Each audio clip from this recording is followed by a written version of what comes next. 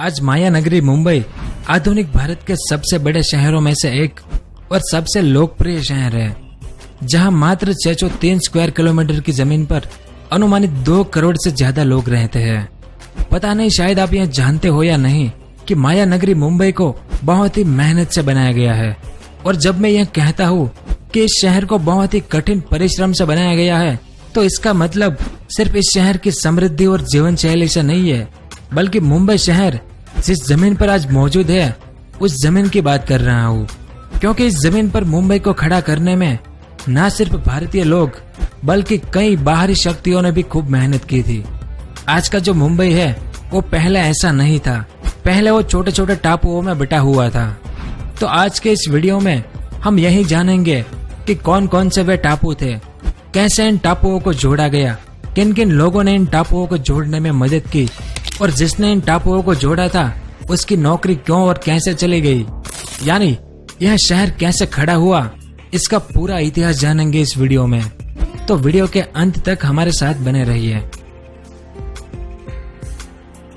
तो आज का जो मुंबई है वो पहले 7 छोटे छोटे टापू यानी आइलैंड के रूप में बटा हुआ था।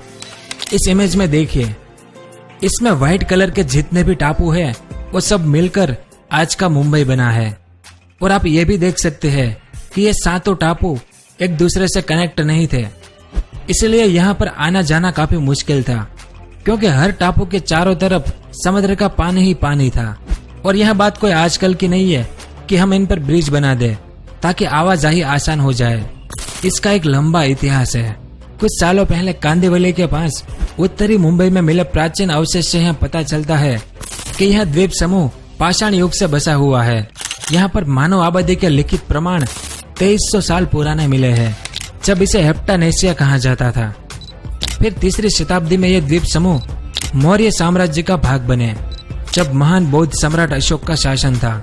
उसके बाद कुछ शुरुआती शताब्दियों में मुंबई का नियंत्रण सातवाहन साम्राज्य के पास रहा और बाद में हिंदू सिलहारा वंश के राजाओं ने यहाँ 1343 तक राज किया। फिर गुजरात के राजा बहादुर शाह ने इस पर अधिकार कर लिया और उसके बाद फिर यूरोपीय लोगों का भारत में आगमन हुआ, जिसमें सबसे पहले पुर्तगालियों ने गुजरात के बहादुर शाह से इन टापुओं को हथिया लिया। साल 1534 में पुर्तगाली लोगों ने मुस्लिम शासक हुमायूं और बहादुर शाह के साथ ट्रीटी ऑफ बेसन साइन किया और ठाणे के पास इन 7 आइलैंड पर पुर्तगालियों ने अपना कब्जा जमा लिया। अब पुर्तगालियों के हाथ में जाने के बाद इन टापुओं की शक्ल और सूरत बदलनी शुरू हुई। इनका आगमन मुंबई शहर के इतिहास में सबसे महत्वपूर्ण साबित हुआ। अब इन 7 आइलैंड के बारे में थोड़ा बहुत जान लेते हैं कि वे कौन कौन से आइलैंड थे। इस इमेज में देखिए, सबसे पहले है कोलाबा टापू। कोलाबा का मतलब कोली समुदाय की जगह यानी कोली मछुआरों को कहा जाता है। जो मुंबई के देसी मछुआरे हैं वो कोलाबा से पहले पुर्तगाली लोग इसे कंदिल आइलैंड भी कहते थे। दूसरा बूढ़ी औरत का आइलैंड यानी लिटिल कोलाबा या छोटा कोलाबा, यह आज के कोलाबा के उत्तर में था और सबसे छोटा भूभाग था।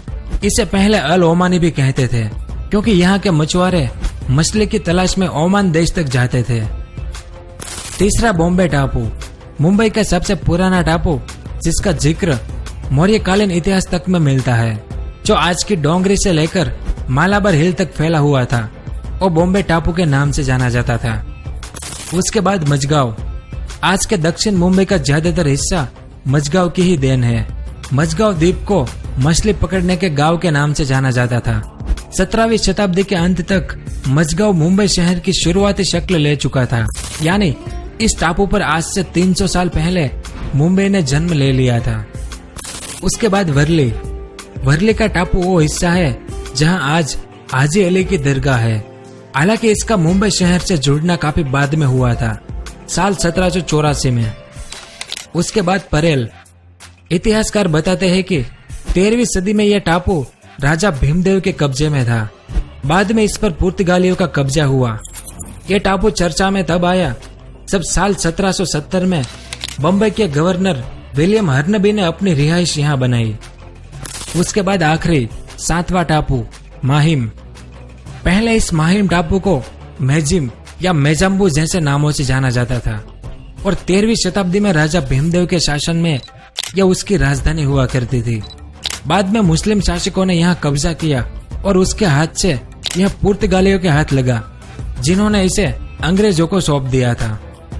तो जिस समय पुर्तगाली लोग इन 7 आइलैंड पर राज कर रहे थे, उस समय अंग्रेजों का पूरे भारत पर कब्जे का प्रयास भी चल रहा था और अंग्रेजों को इन 7 आइलैंड की आवश्यकता थी। वे हर मुमकिन कोशिश कर रहे थे कि कैसे इन 7 टापू पर उनका कब्जा हो जाए। बाद में इसके लिए अंग्रेजों ने अपने देश के राजकुमार चार्ल्स II की शादी का प्रस्ताव पुर्तगाल की राजकुमारी कैथरीन को भेजा, जो प्रस्ताव पुर्तगालियों ने स्वीकार कर लिया और पुर्तगालियों ने दहेज के रूप में मुंबई शहर के इन 7 आइलैंड को अंग्रेजों को दे दिया। उसके बाद बॉम्बे के 7 आइलैंड इंग्लैंड के राजकुमार के हाथ लग गए। राजकुमार चार्ल्स II को तो अंदाजा भी नहीं था कि उसके पल्ले कितनी जमीन पड़ी है, लेकिन बाद में यह भी पता चला कि इन टापुओं पर कम्युनिकेशन की बड़ी समस्या है, जिस कारण राजकुमार ने मुंबई के इन 7 आइलैंड को ब्रिटेन के ईस्ट इंडिया कंपनी को मात्र 10 पाउंड के हिसाब से लीज पर दे दिया और यहीं से शुरू होती है मुंबई के निर्माण की कहानी। तो ईस्ट इंडिया कंपनी ने धीरे धीरे इन बिखरे हुए 7 द्वीपों को जोड़ दिया और वो ऐसा दौर था जब इन 7 द्वीपों पर अगर कोई सबसे बड़ी समस्या थी तो वो थी एक के बाद एक आने वाली बीमारियां। ईस्ट इंडिया कंपनी ने धीरे धीरे इन बीमारियों पर भी काबू पा लिया। उस समय ईस्ट इंडिया कंपनी गुजरात के सूरत शहर में थी, लेकिन साल 1687 में ईस्ट इंडिया कंपनी ने अपना बस्ता सूरत से उठाया और मुंबई में स्थापित किया। तब इस इलाके का नाम बॉम्बे प्रोविंस हुआ करता था और इससे पहले पुर्तगाली इसे बॉम्बोहिया कहते थे। तो ईस्ट इंडिया कंपनी का हेडक्वार्टर मुंबई में शिफ्ट होते ही यहाँ पर आर्थिक गतिविधियां भी शुरू हो गई, जिस कारण यहाँ पर आबादी भी बहुत तेजी से बढ़ने लगी। अब आबादी बढ़ेगी तो जमीन की मांग भी बढ़ेगी, है ना। यानी तेजी से आबादी बढ़ने के कारण कई सरकारी और प्राइवेट कंपनीज को यहाँ पर अपने फैक्ट्रीज और ऑफिस खोलने के लिए जमीन की आवश्यकता पड़ने लगी और जमीन की इस कमी को पूरा करने के लिए अंग्रेज सरकार ने मुंबई के इन 7 आइलैंड को जोड़ने का निर्णय लिया। इन टापुओं को जोड़ने का एक मेजर प्रोजेक्ट साल 1708 में मुमकिन हुआ। माहिम और सायन के बीच एक कोजवे बनाया गया। फिर साल 1772 में सेंट्रल मुंबई में आने वाली बाढ़ की समस्या को टैकल करने के लिए महालक्ष्मी और वर्ली को जोड़ा गया और इस कारनामे को हमारे इतिहास में सबसे पुराना गैर कानूनी कंस्ट्रक्शन भी कहा जाता है, जिसके आरोपी थे तत्कालीन गवर्नर विलियम हर्नबी। विलियम हर्नबी ने पूरे 1 लाख रुपए खर्च करके ये कंस्ट्रक्शन किया था। इस कोजवे के अप्रूवल लेने की चिट्ठी कंपनी के डायरेक्टर्स को भेज दी थी। चिट्ठी भेजने के बाद अब हर्नबी को उम्मीद नहीं थी कि उनका प्रपोजल रिजेक्ट होगा, इसलिए उन्होंने जवाब का इंतजार किए बगैर काम शुरू कर दिया। बाद में उधर उनका प्रपोजल रिजेक्ट हुआ और पूरे 1 साल बाद जवाबी चिट्ठी आई, लेकिन तब तक कोजवे बन चुका था और हर्नबी के नाम पर उसका नामकरण भी हो चुका था, हर्नबी वेलयार्ड। इस कोजवे ने डोंगरी, मालाबार हिल और वर्ली को जोड़ दिया था, लेकिन विलियम हर्नबी को नाफरमानी की सजा मिली और उनकी नौकरी चली गई। अब इन 7 आइलैंड के बीच समुद्र का पानी चिछला और कम गहरा था, इसलिए अंग्रेज सरकार ने इन 7 आइलैंड के बीच पानी में एक नई जमीन बनाकर इसमें जमीन बढ़ाने का निर्णय लिया। इंजीनियरिंग की भाषा में इसे लैंड रिक्लेमेशन कहते हैं। इस सारी प्रक्रिया में खूब मेहनत करनी पड़ी। जहाँ पर पानी गहरा था वहाँ पर पुश्ते बनाए गए, पहाड़ियों को समतल किया गया, दलदली इलाकों में मलबा भरकर उन्हें पक्का बनाया गया। इन 7 आइलैंड की दरारें और समुद्र में खाली जगहों को पत्थर और कुछ ठोस मटेरियल से भरा गया। इसके अलावा और भी कई तरह के काम हुए और इस प्रोजेक्ट को हर्नबी वेलयार्ड प्रोजेक्ट के नाम से जाना जाता है। और इस प्रोजेक्ट को पूरा होने में 150 साल से भी ज्यादा साल का समय लगा और आखिर में साल 1845 में मुंबई के इन 7 आइलैंड को जोड़ दिया गया और जो शक्ल इस जगह को मिली वो शक्ल है आज के मुंबई की। यानी 19वीं सदी के अंत से पहले यह सारे टापू एक दूसरे से जुड़ चुके थे। तब मुंबई शहर का क्षेत्रफल बढ़कर 484 स्क्वायर किलोमीटर हो चुका था। इसी दौरान साल 1853 में एशिया की पहली रेलवे लाइन बिछाई गई। मुंबई से लेकर ठाणे के बीच भूमध्य सागर और लाल समंदर को जोड़ने वाले सुएज कैनाल के बन जाने के बाद बॉम्बे बंदरगाह अरब सागर में सबसे महत्वपूर्ण जगह बन गई और 19वीं सदी के खत्म होते होते मुंबई एक खूबसूरत शहर का रूप ले चुका था। 20वीं सदी की शुरुआत में ही बॉम्बे की जनसंख्या 10 लाख तक पहुंच चुकी थी। उस समय आबादी में मुंबई कलकत्ता के बाद भारत का दूसरा सबसे बड़ा शहर था।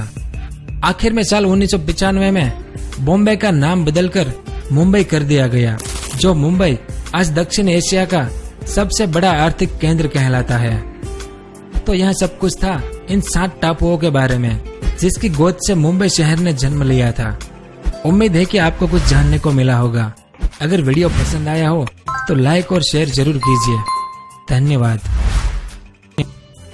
अगर आपको इस तरह के इन्फॉर्मेटिव वीडियो देखना पसंद है तो हमारे इस चैनल को सब्सक्राइब करें और हमारी नई वीडियो सबसे पहले देखने के लिए इस बेल आइकन को भी जरूर दबाएं।